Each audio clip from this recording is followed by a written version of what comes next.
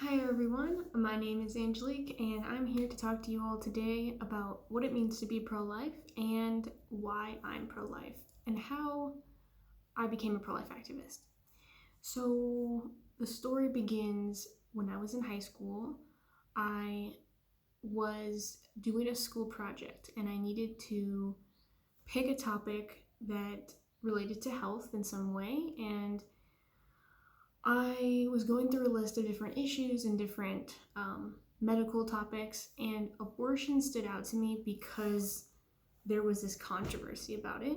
And I remember my teacher having like a weird reaction to the word and a weird reaction to the idea of me talking about abortion. Like it was something taboo, something that we weren't supposed to really delve into. So naturally, I wanted to delve into it. So I started doing tons of research, spent a lot of my time, many hours, just researching, just finding out what is abortion. Like I've heard of this word before, I've heard of the idea before, but what is really going on in abortion? Who's involved? Is there more than one person involved, or is it just the woman, as many people would seem to believe or seem to tell you? And through all of this research, scientific research, I came to the undeniable conclusion that there was in fact a human being involved in abortions, and this human being was in fact killed in an abortion.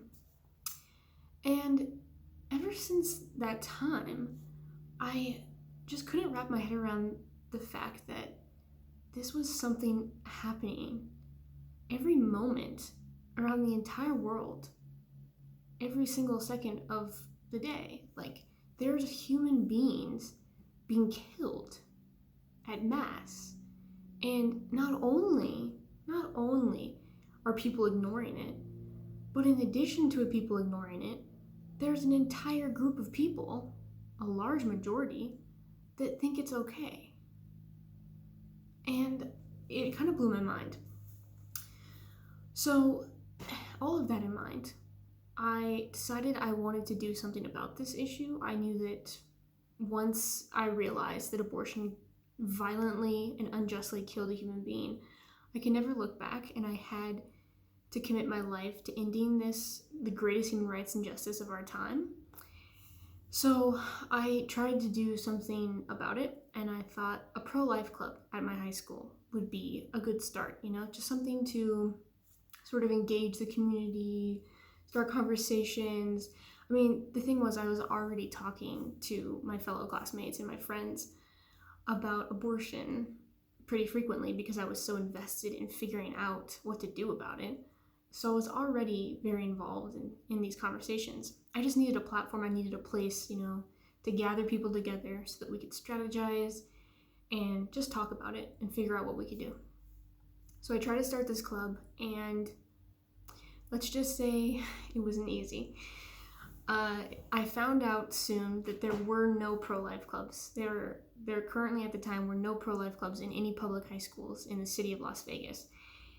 And so I had some pushback from my administration. I had several meetings that I had to get a lot of work to actually get the meetings, to talk to my vice principal about, hey, why can't I have this club? I'm being denied.